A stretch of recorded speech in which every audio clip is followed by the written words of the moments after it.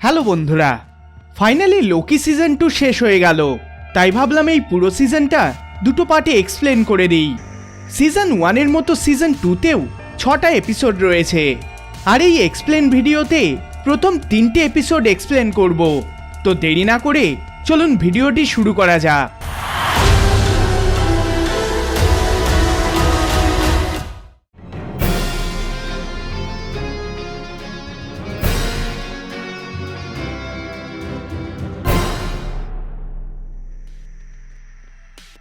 Episode 1, অরোবোরাস। এপিসোডের শুরুতে আমরা হি হু রিমেন্সের এক বিশাল মূর্তি দেখি, আর লোকিকে মবিয়াস আর মিনিটসম্যানরা তাড়া করেছে। হতে পারে গত সিজনে আমরা যেমনটা দেখেছিলাম যে মবিয়াস তাকে চিনতে পারছে না, ফলে হয়তো লোকিকে তারা ভেরিয়েন্টই ভাবছে। লোকিকে তারা ঘিরে ফেলে। লোকি মবিয়াসকে জানায় যে সে লোকি, কিন্তু মবিয়াস তাকে চিনতে পারছে না। মিনিটসম্যানরা লোকিকে প্রুন করতেই যাবে, ঠিক সেই সময় লোকি টিভিএর বিল্ডিং থেকে লাফ মেরে দেয় আর বাইরে একটা উড়ন্ত গাড়ির উপরে গিয়ে পড়ে। সেই গাড়ির ড্রাইভার কন্ট্রোল সামলাতে না পেরে সামনে হিহু রিমেন্সের মূর্তিতে গিয়ে ধাক্কা মারে, আর তারপর গাড়িটা সেখান থেকে গিয়ে পাশের বিল্ডিংয়ে গিয়ে ধাক্কা মারে। এরপর লোকি গাড়ি থেকে বেরিয়ে আসে। সেখানে থাকা মনিটর ফ্লোরে পড়ে যায়, যার ফলে ফ্লোরে ক্র্যাক হয়। লোকি নিজের সামনে কেসিকে দেখতে পায়, কিন্তু কেসিও তাকে চিনতে পারে না। এদিকে সেখানে খবর আসে এক ভেরিয়েন্ট পালিয়েছে, আর কেসি টেম্প্যাডে জানিয়ে দেয় পালানো ভেরিয়েন্ট অর্থাৎ লোকি তাদের এখানে রয়েছে। লোকি তাকে বোঝানোর চেষ্টা করে, ঠিক তখন হঠাৎ সে গ্লিচ করতে শুরু করে আর সেখান থেকে অদৃশ্য হয়ে যায়, আর আবার সেখানে এসে পড়ে। আর সামনে আবার সে কেসিকে দেখতে পায়, কিন্তু এবার তাকে কেসি চিনতে পারে। লোকি অবাক, তাকে এবার কেসি কি করে চিনতে পারলো। এই গ্লিচটি খুবই কষ্টকর। লোকি কেসিকে বলে কিছু গোলমাল চলছে, আর তখন তার নজর পড়ে ফ্লোরে, আর সেখানে লোকি একটা ক্র্যাক দেখতে পায়, যেটা একটু আগেই মনিটরটি পড়ে গিয়ে হয়েছিল। কিন্তু আশেপাশে কোথাও ভাঙা মনিটর বা ভাঙা কাঁচ কিছুই নেই। লোকি ক্র্যাকটার ব্যাপারে জিজ্ঞেস করে। কেসি জানায় এটা অনেক সময় ধরে এমনই আছে। তখন লোকি বুঝতে পারে সে কোনোভাবে অতীতে ছিল, আর তাই মবিয়াস তাকে চিনতে পারছে না। লোকি তখন কেসিকে মবিয়াস ও B-15-এর ব্যাপারে জিজ্ঞেস করে যে তারা কোথায়। কেসি বলে তারা ক্রোনো B-3-তে রয়েছে, কিন্তু ততক্ষণে লোকি আবার সেই গ্লিচ করে অদৃশ্য হয়ে যায়। অপরদিকে আমরা মবিয়াস ও B-15-কে দেখি, যারা মনিটরে মাল্টিপল টাইম ব্রাঞ্চগুলোকে দেখে চলেছে। এখানে B-15 বলে যে এবার টিভিএ প্রতিটি মানুষকে সত্যটা জানাবে। B-15 এখন মাল্টিপল ব্রাঞ্চ এই জন্য মুছতে চায় না, কারণ প্রতিটি টাইমলাইনে অনেক নির্দোষ মানুষজন আছে, আর পুরো টাইমলাইন প্রুন করলে সব মানুষেরা মারা যাবে, আর তাদেরও বেঁচে থাকার পুরোপুরি অধিকার আছে। তখন সেখানে কেসি এসে মবিয়াসকে জানাই লোকির ব্যাপারে, আর বলে সে এখানেই ছিল, কিন্তু তারপর অদৃশ্য হয়ে যায়। এবার এখানে X5 নামে একজনকে দেখি। সে এসে মবিয়াস ও B-15-কে নতুন জাজরা তাদের ডেকেছে বলে জানায়, আর তারা ওয়ার্ড রুমে আছে। তাদের সেখান থেকে যেতেই লোকি আবার সেখানে এসে পড়ে, আর মবিয়াসের ব্যাপারে কেসিকে জিজ্ঞেস করে, আর সে জানতে পারে তারা ওয়ার্ড রুমে আছে। লোকি সেই দিকেই চলে যায়, কিন্তু সে আবার গ্লিচ করে পৌঁছে যায় পুরনো টিভিএর ওয়ার্ড রুমের রাস্তায়। লোকি সেই রুমে হিউ রিমেন্সের একটি মূর্তি দেখতে পায়। এবার আমরা বর্তমান টিভিএর ওয়ার্ড রুম দেখি, যেখানে জাজরা বসে আছে। তাদের টেবিলে টাইমকিপার্সদের কাটা মাথা রাখা আছে, আর যে দেওয়ালে লোকি অতীতে হিউ রিমেন্সের মাথার মূর্তি দেখতে পাই সেখানে আছে টাইমকিপার্সদের ছবি। সেখানে মবিয়াস ও B-15 এসে পৌঁছায়। জাজরা B-15-কে জিজ্ঞেস করতে থাকে যে টাইমলাইনের ব্রাঞ্চ রেড লাইন ছুঁয়ে বেরিয়ে যাওয়ার পরও তারা সেগুলিকে মেটানোর জন্য কোনো অর্ডার কেন দেয়নি। উত্তরে B-15 জানায় ফলে অনেক নির্দোষ মারা যাবে তার জন্যই। অন্যদিকে অতীতে লোকি সেই রুমের ভেতরে একটা রেকর্ডার পায়। সেই রেকর্ডার চালিয়ে লোকি হিউ রিমেন্স ও রেভোনা রেন্সলেয়ারের কথাবার্তার একটি রেকর্ডিং শুনতে পায়। ঠিক এই সময় লোকি বর্তমান টিভিএর ওয়ার্ড রুমে গ্লিচ করে চলে আসে। সে মবিয়াসকে কিছু বলতেই যাবে, সেই সময় তার নজর পড়ে দেওয়ালে, যেখানে টাইমকিপার্সদের ছবি।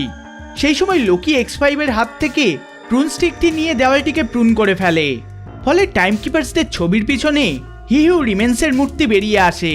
আর সে বলে এই হচ্ছে সেই ব্যক্তি যে পুরো টিভিএ বানিয়েছে, আর তোমাদেরকে টাইমলাইন থেকে এনে তোমাদের মেমোরি মুছে দিয়ে তোমাদের জীবন বরবাদ করেছে, আর এ আবারও ফিরে আসছে। এবার সিলভির ব্যাপারে জিজ্ঞেস করলে লোকি বলে সে কোথায় আছে সে জানে না। মোবিয়াস লোকিকে সাথে করে নিয়ে যায়। লোকি বুঝতে পারে না তার সাথে কি হচ্ছে। লোকিরা সেখান থেকে বেরিয়ে যেতেই X5 এক জাজের কাছে যায়।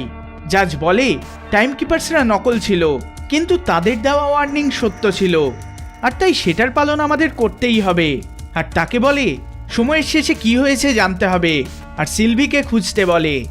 লোকি মবিয়াসকে সিটাডেলে কি ঘটেছিল তা সব কিছু জানায়। মবিয়াস এবার জিজ্ঞেস করে তুমি কোথা থেকে আসছো, মানে তুমি ওয়াররুমে কোথা থেকে এসে পড়লে, তুমি কি সময়ের শেষ থেকে আসছো?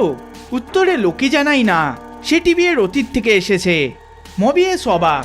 মবিয়াস বলে টিভি এর উপর সময়ের কোনো প্রভাব পড়ে না, কারণ টিভি এ সময়ের বাইরে থাকে, তাই টিভি এতে অতীত হতেই পারে না। কিন্তু লোকি জানাই এমনটাই হচ্ছে এখন। মবিয়াসের সাথে কথা বলতে বলতে লোকি আবার গ্লিচ করে আর আবার পুনরায় ফিরে আসে। তখন মবিয়াস লোকির কথাই বিশ্বাস করে আর মিস মিনিটকে ডাকার কথা বলে, কিন্তু লোকি নিষেধ করে আর বলে মিস মিনিট সময়ের শেষে ছিল আর সে হিহু রিমেন্সের জন্যই কাজ করছে। তারপর মবিয়াস লোকিকে নিয়ে যায় রিপেয়ার্স অ্যান্ড অ্যাডভান্সমেন্ট ডিপার্টমেন্টে ওবির কাছে, কারণ লোকি বারবার অদৃশ্য হচ্ছে, তাই তাকে ঠিক করাটা বেশি জরুরি। ওবি মবিয়াসকে চিনতে পারে, কিন্তু মবিয়াস তাকে চিনতে পারে না। ওবির পুরো নাম অরোবোরাস। এখানে আমরা জানতে পারি ওবির সাথে মবিয়াসের 400 বছর পর দেখা হচ্ছে, কিন্তু মবিয়াসের কিছুই মনে নেই। এই ওবির ডিপার্টমেন্ট নিচে অবস্থিত আর টিভি এর বাকি কাজ উপর ফ্লোরে হয়। ওবি টেক রিপেয়ার করে সেগুলো উপর ফ্লোরে পাঠিয়ে দেয়। হঠাৎ লোকে গ্লিচ করে আবার অদৃশ্য হয়ে যায়। মবিয়াস বলে এই প্রবলেমের জন্যই তোমার কাছে এসেছি আমরা। ওবি জানাই এটিকে টাইম স্লিপ বলে, আর বলে টাইম স্লিপ টিভিএতে হওয়া অসম্ভব।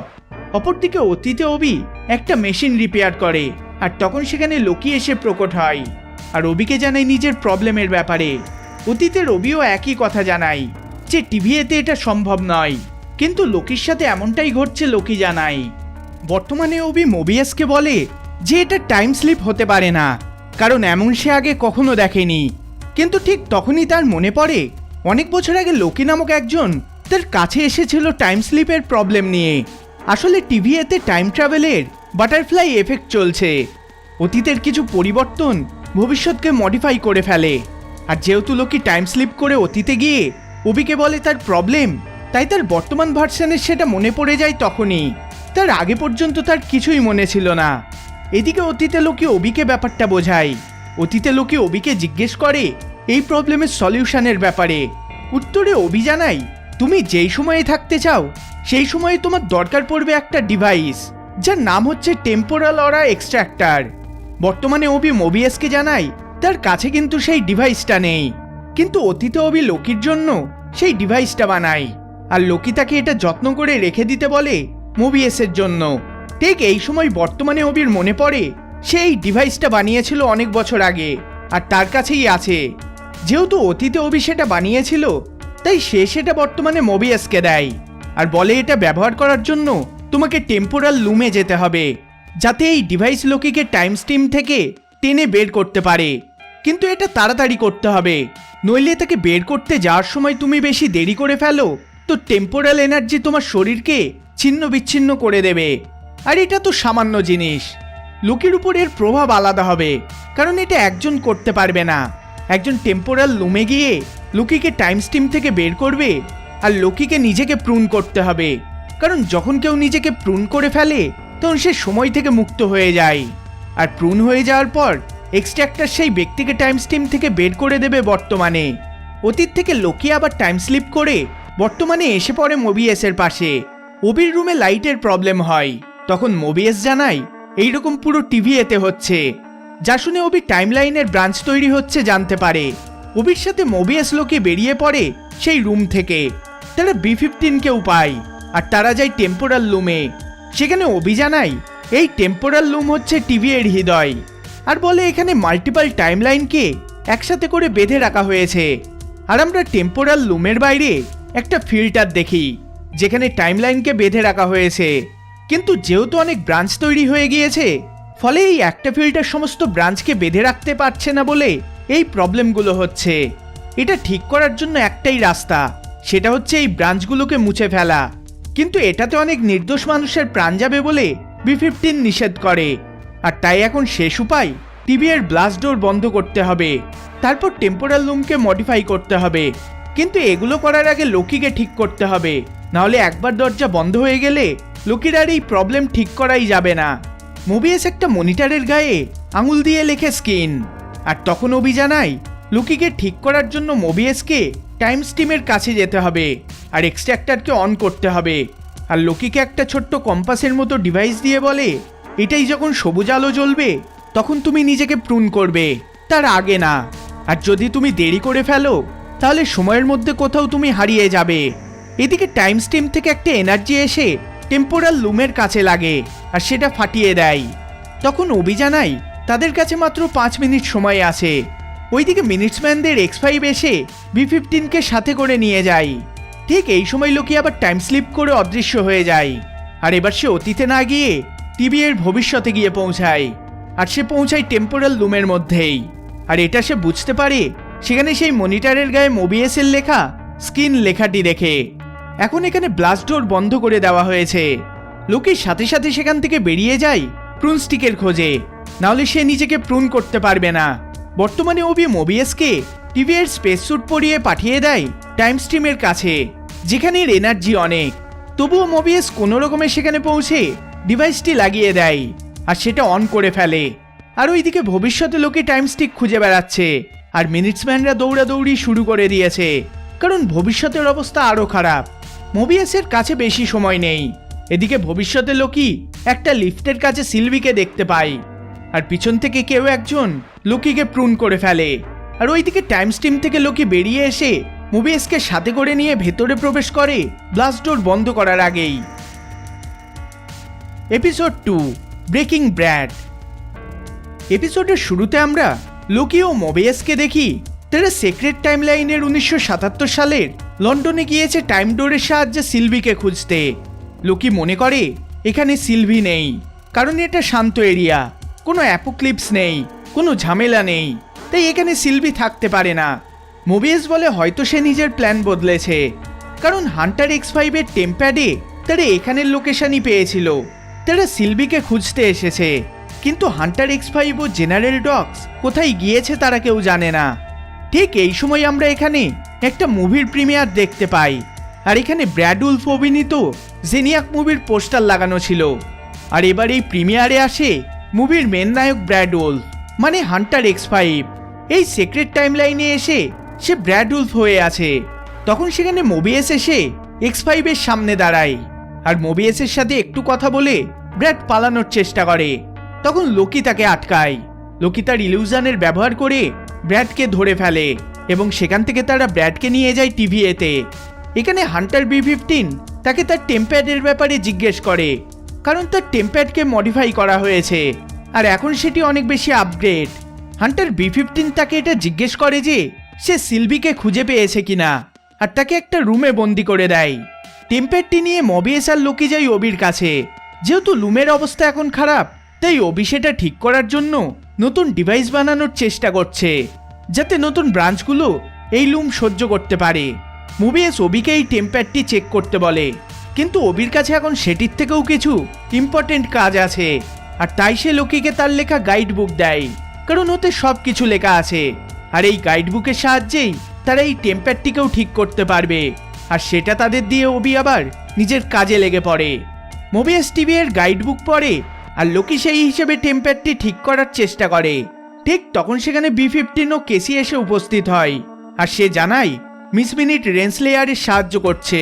তখন লোকি বলে সে যখন অতীতে গিয়েছিল তখন সে একটা রেকর্ডারে রেন্সলেয়ার ও হিহু রিমেন্সের কথাবার্তা শুনেছিল, মানে তারা পার্টনার। কেসি তখন লোকিকে জিজ্ঞেস করে যে সে কি করছে টেম্প্যাডের সাথে। লোকি জানায় সে চেক করছে, কারণ X5 জানিয়েছিল এই মডিফিকেশনের জন্য এই টেম্প্যাডটি নিজে ট্র্যাকিং ব্লক করতে পারে, যাতে টিভিএ তাকে ট্র্যাক করতে না পারে। কেসি টেম্প্যাডটি হাতে নেয় এবং সে বলে যে এটা অন্য কিছু, এটি ট্র্যাকিং ব্লক নয়।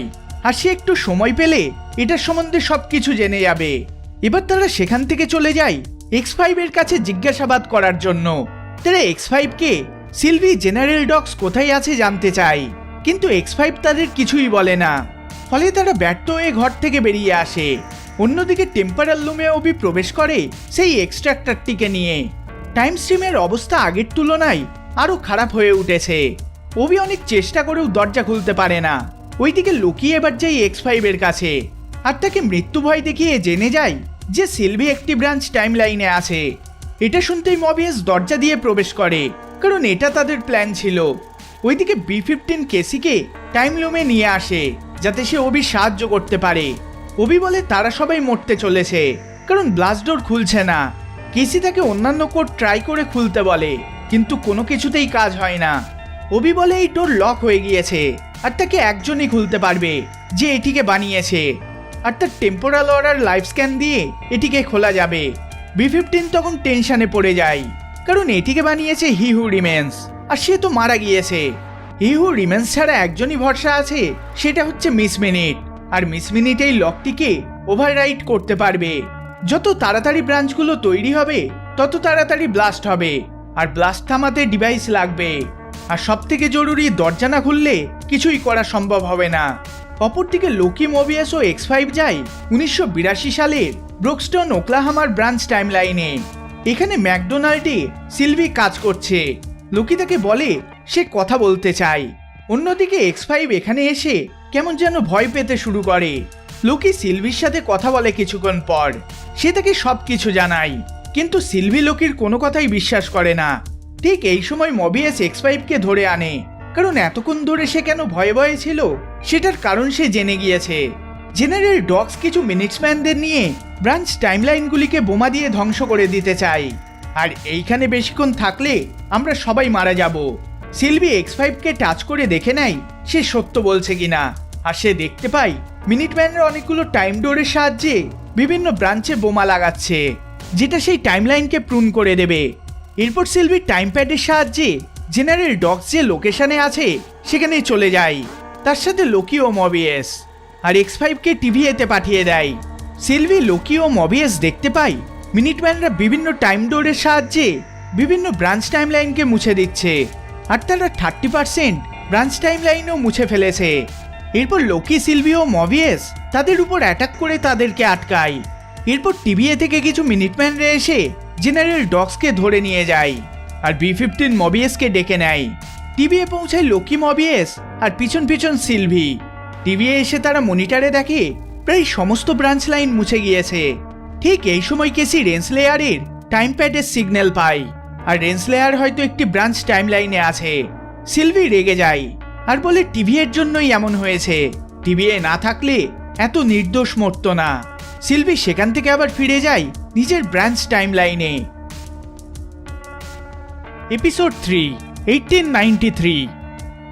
এপিসোডের শুরুতে আমরা রেবোনাকে 1868 খ্রিস্টাব্দের একটি সিক্রেট টাইম লাইনে শিকাগো শহরে দেখি।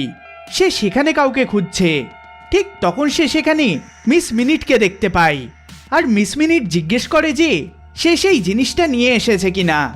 আসলে মিস মিনিট রেবোনাকে টিভিএর গাইড বুক নিয়ে আসতে বলে। হি হু রিমেন্স মিস মিনিটকে বলেছিল এই বইটা এই সময়ের একটা বাড়ির জানালা দেখিয়ে সেখানে চুপচাপ দিয়ে দিতে। মিস মিনিট রেবোনাকেও সেটাই করতে বলে। এখানে মিস মিনিটের কাছে রেবোনা জানতে পারে যে হি হু রিমেন্স মারা গিয়েছে। রেবোনা বলে যে এই কাজটা করে আমার কি লাভ হবে। তখন মিস মিনিট বলে এই বইটি পাওয়ার পর যখন সে নিজের যাত্রা শেষ করবে আর টিভিএ দখল করে তার উপর রাজত্ব করবে, তখন আমিও তুমি দুজনে তার পার্টনার হব। তখন আমরা একটি বাড়িতে একটা ছোট ছেলেকে দেখি। ঠিক তখন তার জানালা দিয়ে সেই প্যাকেটটা ভেতরে এসে পড়ে। ছেলেটি সেটা তুলে নিয়ে দেখে সেটা হচ্ছে টিভিএর গাইড বুক। এরপর আমরা টিভিএ দেখি সেখানে ওবি, B-15, কেসি, মবিয়াস ও লোকি টেম্পোরাল লুমের ব্লাস্ট ডোর খোলার চেষ্টাই আছে, কিন্তু তারা সেটা খুলতে পারছে না, সেটা লক হয়ে গিয়েছে বলে। আর ওবি জানাই এখন যেহেতু অনেক ব্রাঞ্চ প্রুন করে দিয়েছে ডগস, তাই আপাতত টেম্পোরাল লুম স্টেবল আছে, কিন্তু আবারও ব্রাঞ্চ তৈরি হতে শুরু হয়েছে। সাথে সাথে ওবি এটাও বলে তারা যদি তাড়াতাড়ি লুমের ক্যাপাসিটি না বাড়ায় তাহলে এই ব্রাঞ্চের ফলে আরও প্রেশার বাড়বে আর লুম ধ্বংস হয়ে যাবে, আর তার সাথে পুরো টিভিএ ধ্বংস হয়ে যাবে। কেসি জানাই মিস মিনিট এটা খুলতে পারবে, কিন্তু সে এখন টিভিএতে নেই, তাই তাকে এখন খুঁজতে হবে। আর এখন তারা রেবোনার টেম্প্যাডের সিগন্যালও পেয়েছে। লোকি বলে রেন্সলেয়ারকে খুঁজে পেলে মিস মিনিটকেও তারা পেয়ে যাবে। মোবিয়াস আর লোকি শিকাগো 1868 খ্রিস্টাব্দে আসে। মোবিয়াস জানায় রেন্সলেয়ারের টেম্প্যাডের সিগন্যাল অনুযায়ী সে 1868 খ্রিস্টাব্দে এসেছিল, আর তারপর 1893 খ্রিস্টাব্দে সেম জায়গায় আবারও আসে। লোকি বলে একই জায়গায় দুইবার দুই সময় সে এসেছে, তার পিছনে নিশ্চয়ই কোনো কারণ আছে। আর তাই এবার তারা 1893 খ্রিস্টাব্দে রওনা দেয়। 1893 খ্রিস্টাব্দে শিকাগো পুরোপুরি বদলে গিয়েছে। আর আমরা দেখি লোকি ও মবিয়াস 1893 খ্রিস্টাব্দে ব্রাঞ্চ টাইম লাইনে আসে। শিকাগোর ব্রাঞ্চ টাইম লাইনে 1893 খ্রিস্টাব্দে এসে তারা রেভোনাকে খোঁজার চেষ্টা করে। এখানে বিশ্বমেলা চলছিল। তখন তারা একজন ছেলের মুখে শোনে ভুতুড়ে ঘড়ির ব্যাপারে। ছেলেটি খবরের কাগজ বিক্রি করছিল। মবিয়াস ছেলেটির কাছে থেকে একটা খবরের কাগজ কেনে, আর তারা খবরের কাগজে মিস মিনিটের ছবি দেখতে পায়। যদিও এখানকার লোকজন তাকে ভুতুড়ে ঘড়ি বলছে। কাগজে সেটা দেখে তারা বেরিয়ে পড়ে তাকে খুঁজতে। একটু আশেপাশে ঘুরতেই লোকির নজর একটা সাইনবোর্ডে পড়ে। সেখানে তারা ভিক্টর টাইমলি আর টেম্পোরাল মার্ভেলস নামটা পায়। টেম্পোরাল নামটি দেখে মবিয়াস বলে কিছু একটা ব্যাপার আছে। আর একটা টেস্ট শোতে ভিক্টর টাইমলি তার টেম্পোরাল লুমের টেস্টিং করে দেখাবে। লোকির বিশ্বাস রেন্সলেয়ার এখানেই থাকবে। তারপর তারা সেই শোটিতে পৌঁছে যায়। সেখানে তারা রেন্সলেয়ারকেও দেখতে পায়। এবার আমরা ভিক্টর টাইমলিকে দেখি, যে হি হু রিমেন্সের একটি ভেরিয়েন্ট। লুকি ভিক্টরকে দেখে বলে এই হচ্ছে হি হু রিমেন্স। এখানে ভিক্টর টাইমলি নিজের টেম্পোরাল লুমের প্রোটোটাইপ সবাইকে দেখায়, আর সেটা টেস্টিংও করে, যা দেখে সবাই খুশি ও অবাক হয়। মোবিয়াস লোকিকে বলে একে টিভিয়ে নিয়ে যেতে হবে টেম্পোরাল লুমটিকে ঠিক করার জন্য। এদিকে অনেকে ভিক্টর টাইমলির সাথে ডিল করে আর তার টেম্পোরাল লুমটিকে কিনতে চায়। অনেকে বিজনেস পার্টনারশিপের কথা বলে, কিন্তু ভিক্টর টাইমলি জানায় যে সে কারোর সাথে পার্টনারশিপ করে না। এরপর রেভোনা টাইমলিকে আটকায় এবং তাকে রাজি করানোর চেষ্টা করে তার জন্য কাজ করতে। মানে হি হু রিমেন্সের প্ল্যান অনুযায়ী ভিক্টর টাইমলি পরে গিয়ে হি হু রিমেন্সের জায়গা নেবে। সেখানে মবিয়াস ও লোকিও পৌঁছায়। তারাও ভিক্টর টাইমলিকে নিজেদের টিমে করতে চায়। এদিকে এক ব্যক্তি ফিরে এসে জানায় সে টাকা ফেরত চায়, কারণ সে ভিক্টর টাইমলির কাছে থেকে তার কিছু আবিষ্কার কিনেছিল, আর সেটা এখন কাজ করছে না। ভিক্টর টাইমলি জানায় এটা তো প্রোটোটাইপ, আর সে পরের সপ্তাহে গিয়ে ওই জিনিসটা ঠিক করে দিয়ে আসবে। লোকি ভিক্টর টাইমলিকে বলে আপনাকে দেখে বিজ্ঞানী কম আর একজন ঠকবাজ বলে বেশি মনে হচ্ছে। ভিক্টর টাইমলি জানায় সে কোনো ঠকবাজ না। সে যে সকল জিনিস বানিয়েছে সেইগুলোই ভবিষ্যৎ, কিন্তু তার ব্রেনের সাথে এই সময়ের টেকনোলজি মিলতে পারছে না। তার ভাবনা চিন্তা ফিউচারের। এদিকে তখন টেম্পোরাল লুমের প্রোটোটাইপ ক্রেতাও এসে হাজির, আর সেটাও হয়তো কিছু প্রবলেম শুরু করেছে। সেই ব্যক্তিকে দেখে ভিক্টর টাইমলি সেখান থেকে দৌড়ে পালায়। লুকি ও মবিয়াস তাকে খুঁজতে যায়। মবিয়াস B-15কে জানায় যে তারা হি হু রিমেন্সের ভেরিয়েন্টকে পেয়েছে। এই সময় লুকি ভিক্টরকে ধরে ফেলে। ঠিক তখন সেখানে সিলভি এসে হাজির। সিলভি ভিক্টর টাইমলিকে মারার জন্য এসেছে। লুকি সিলভিকে আটকানোর চেষ্টা করে আর ভিক্টর টাইমলিকে বাঁচানোর চেষ্টা করে। লুকি বলে যে ভিক্টর টাইমলি একমাত্র টিভিএকে বাঁচাতে পারবে, আর যদি টিভিএ ধ্বংস হয়ে যায় তাহলে তুমি যে ব্রাঞ্চে শান্তিতে থাকার স্বপ্ন দেখছো সেখানে থাকার জন্য কোনো ব্রাঞ্চ, কোনো জীবন কিছুই থাকবে না, আর ভিক্টর টাইমলি ছাড়া লুমকেও ঠিক করতে পারবে না। এবার সিলভি নিজের পাওয়ারের দ্বারা লুকি ও ভিক্টরকে দূরে ছুঁড়ে ফেলে দেয়। রেভোনা টাইমলির কাছে যায় আর তাকে উঠতে সাহায্য করে, আর মবিয়াস লোকির হেল্প করে। তখন সেখানে লোকজনের ভিড় সরানোর জন্য মিস মিনিট বাইরে বেরিয়ে এসে প্রকাণ্ড রূপ ধারণ করে এবং সবাইকে ভয় দেখিয়ে সেখান থেকে সবাইকে তাড়িয়ে দেয়। এই সুযোগে রেভোনা টাইমলিকে নিয়ে সেখান থেকে পালিয়ে যায়। ভিক্টর টাইমলি রেভোনাকে নিজের বাড়ি নিয়ে যায়। সেখানে সে রেভোনাকে নিজের ইনভেনশনগুলো দেখায়। এরপর ভিক্টর টাইমলি জিজ্ঞেস করে এখানে কি চলছে। তখন রেভোনা বলে অনেক বছর আগে এক আলাদা সময়ে আপনারই এক ভার্সন একটা অর্গানাইজেশন বানায়, যার নাম ছিল টাইমস ভেরিয়েন্ট অথরিটি। কিন্তু এক নর্স দেবতার দুই ভেরিয়েন্ট মিলে তাকে মেরে ফেলে। ফলে অনেকগুলো নতুন টাইমলাইন তৈরি হয়ে যায়, আর সেই টাইমলাইনে আপনার আলাদা আলাদা ভার্সনের অগুন্তিবার পুনর্জন্ম হবে। যা শুনে ভিক্টর অবাক হয়। সে বানিয়েছে টিভিএ, মানে সে যেটা স্বপ্ন ভেবে এসেছে সেটা সত্যি। এবার রেভোনা চায় টিভিএর লুম যেটা খারাপ হয়েছে সেটা ভিক্টর টাইমলি ঠিক করুক। ভিক্টর বলে এইরকমই আমাকে সেই জাদুকর মহাশয়ও বলেছিল। রেভোনা ও মিস মিনিট জানায় লুকি আপনার ভেরিয়েন্টকে মেরেছে, আর তাই তার উপর কোনো ভরসা নেই। এদিকে সেই ব্যক্তিরা এসে হাজির ভিক্টর টাইমলির কাছে। তখন ভিক্টর রেভোনাকে নিয়ে জানালা দিয়ে পালিয়ে যায়, কিন্তু তারা টাইম ডোরের মাধ্যমে যেতে পারবে না, কারণ টাইমলির একটা প্রোটোটাইপ আছে যেটা তার দরকার, আর সেটা তার ল্যাবে আছে। তাদের জানালা দিয়ে বেরোতেই সেখানে লোকি ও মবিয়াস এসে হাজির, আর তারাও তাদের পিছনে যায়। সবার চোখে ফাঁকি দিয়ে ভিক্টর ও রেভোনা একটা জাহাজে উঠে পালায়। এখানে ভিক্টর রেভোনার সাথে নানান কথাবার্তার মাধ্যমে জানতে পারে ছোটবেলায় তাকে এই গাইড বুক রেভোনাই দিয়েছিল। রেভোনা আর ভিক্টরের কথাবার্তাতে মিস মিনিট জেলাস ফিল করে। কিছুক্ষণ পর রেভোনা একটু নিদ্রাচ্ছন্ন হয়ে পড়ে, আর তাকে ভিক্টর টাইমলি একটা নৌকাতে করে জাহাজ থেকে ফেলে দেয় আর মিস মিনিটের সাথে চলে যায়। রেভোনা তবুও হার মানে না, তবুও সে নৌকা নিয়ে এগিয়ে যায়। মিস মিনিটকে নিয়ে ভিক্টর টাইমলি নিজের ল্যাবে আসে আর নিজের জীবনের সবথেকে বিখ্যাত আবিষ্কারটি নেয়। এখানে মিস মিনিট নিজের ব্যাপারে ভিক্টর টাইমলিকে বলতে থাকে যে হিউ রিমেন্স তাকে বানিয়েছিল মাল্টিভার্সাল ওয়ার শুরু হওয়ার আগে, টিভিএ তৈরির আগে, আর তখন সে তার সাথে শুধু চেস খেলতো। এখানে আমরা জানতে পারি মিস মিনিট একটা মানুষের শরীর চাইছিল হিউ রিমেন্সের কাছে অনেক সময় ধরে, কিন্তু হিউ রিমেন্স তাকে তেমন বানায়নি। আর মিস মিনিট হিউ রিমেন্সকে ভালোবাসে, সাথে সাথে সে ভিক্টর টাইমলিকেও পার্টনারশিপের কথা বলে। মিস মিনিটের এইসব কথা শুনে ভিক্টর টাইমলির ভয় লেগে যায়, আর সে তাড়াতাড়ি টেম্পারটি হাতে নিয়ে মিস মিনিটকে অফ করে দেয়।